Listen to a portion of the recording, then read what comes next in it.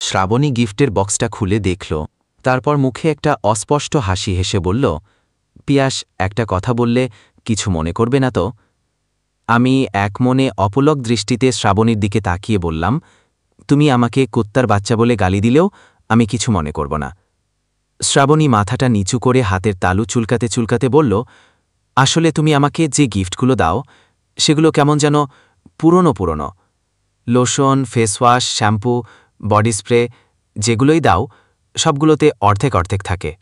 আমি শ্রাবণীর কথা শুনে ওর হাতটা ধরে বললাম, তুমি আমি সারা জীবন একসাথে থাকার শপথ নিয়েছি। আমি চাই তুমি সবসময় আমার স্পর্শ অনুভব করো। তাই তোমার জন্য শ্যাম্পু, লোশন, ফেসওয়াশ যাই কিনি না কেন, আগে আমি অর্ধেক ব্যবহার করি, তারপর তোমায় দিই। এমনি কি আমাদের বিয়ের পরও আমরা এক কাপে দুজনে চা খাব, অর্ধেক অর্ধেক ভাগাভাগি করে, যেন দুজনে দুজনের ঠোঁটের স্পর্শ অনুভব করি। এরপর শ্রাবণী আমায় জড়িয়ে অশ্রুসিক্ত নয়নে ও পিয়াসকে জড়িয়ে ধরে বলল, পিয়াস, তুমি আমায় এত ভালোবাসো? আর বাসায় ঢুকে দেখে ছোট বোনের মাথা গরম। মাকে জিজ্ঞেস করায় মা বলল, কয়েকদিন আগে তোর বোন নতুন শ্যাম্পুর বোতল আর ফেস ওয়াশটা এনেছিল, এখন সেটা খুঁজে পাচ্ছে না। বারবার ওর জিনিস চেয়ে কে চুরি করে নিয়ে যায় আল্লাহ জানে। আমি জান্নাতের পাশে চুপ করে বসলাম। তারপর চিন্তিত মুখে জান্নাতকে বললাম, একটা জিনিস খেয়াল করেছিস? আমাদের বাসার কাছের মেয়ে শিউলি কেমন দিন দিন সুন্দর হয়ে যাচ্ছে, আর ওর চুলগুলোও দিন দিন লম্বা হয়ে যাচ্ছে। তাছাড়া আজকাল ওর শরীর থেকে বডি স্প্রের ঘ্রাণ বের হয়। জান্নাত কিছু সময় চিন্তা করে বলল, একদম ঠিক বলেছিস ভাইয়া, তোর মাথায় যে এত বুদ্ধি আগে জানতাম না। শিউলিকে আমার বোন বলল, কাল থেকে যেন আর কাজে না আসে। শিউলি কারণ জানতে চাইলে আমার বোন কোনো উত্তর দেয়নি। শিউলি যখন চলে যাচ্ছিল তখন আমি ওর হাতে ৫০০ টাকার একটা নোট দিয়ে বললাম, বোন রে, বেকার ছেলেদের প্রেম করা কত যে জ্বালা সেটা তুই বুঝবি না। শিউলি অবাক হয়ে আমার দিকে তাকিয়ে রইল, আর আমি মনে মনে বললাম, এই যাত্রায় শিউলির জন্য বেঁচে গেলাম। সকাল সকাল ঘুম থেকে উঠে দেখি মা আর জান্নাত কান্না করছে।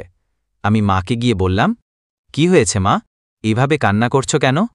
মা কাঁদতে কাঁদতে বলল, এইটা পুরেশ, আরে আমার গলার চেইনটা খুঁজে পাচ্ছে। আমার শাশুড়ি আমার বিয়ের সময় এটা দিয়েছিলেন, ওনাকে দিয়েছিলেন আমি ভেবেছিলাম এটা তোর বউকে দিব, কিন্তু এখন তো এটা খুঁজে। জান্নাতকে বললাম, তুই কান্না করছিস কেন? ভাইয়া, আমার নিজ হাতে সেলাই কাজ করা জামাটা খুঁজে পাচ্ছি না।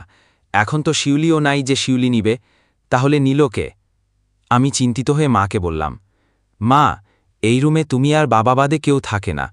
তাছাড়া আলমারির চাবি শুধু তুমি আর বাবা জানো। তুমি সেদিন বলেছিলে বাবা আজকাল দেরি করে অফিস থেকে ফেরে। জান্নাত গতকাল বলল বাবা চুলে লাল মেহেদি লাগানোর বদলে কালো রং করেছে। তার মানে কি বাবা কোনো মেয়ের সাথে প্রেম করছে আর এই সব জিনিসগুলো চুরি করে মেয়েটাকে দিচ্ছে?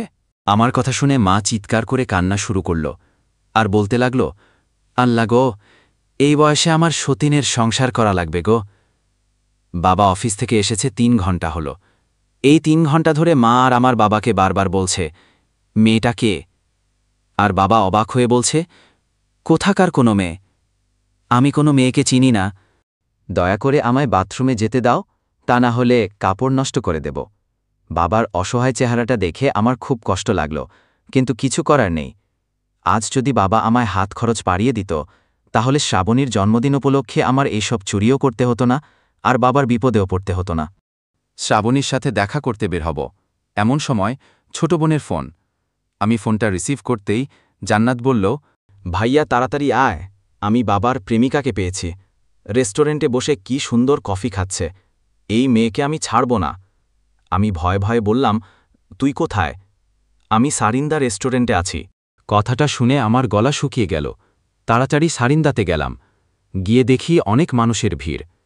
ভিড়ের ভিতর আমার বোন আর আমার গার্লফ্রেন্ড দুইজন দুইজনের চুল ধরে টানাটানি করছে। আমার বোন বলছে, দে, আমার জামা আর আমার মায়ের চেন ফেরত দে। আর শ্রাবণী বলছে, এই জামা আমার বয়ফ্রেন্ড বাড়ি প্লাজা থেকে আর এই চেন মধুমিতা জুয়েলারি থেকে কিনে দিচ্ছে। আমি তোকে এইসব জীবন থাকতে দিব না। প্রিয় বন্ধুরা, এতক্ষণ সাথে থেকে গল্পটা শোনার জন্য অশেষ ধন্যবাদ। গল্পটা আপনাদের কেমন লাগলো? ভালো লাগলে একটা লাইক, কমেন্ট ও শেয়ার করে দেবেন। আর পরবর্তীতে এরকম আরও নতুন নতুন গল্প শুনতে চাইলে আমার চ্যানেলটি সাবস্ক্রাইব করে সাথে থাকুন। ভালো থাকবেন সবাই। ধন্যবাদ।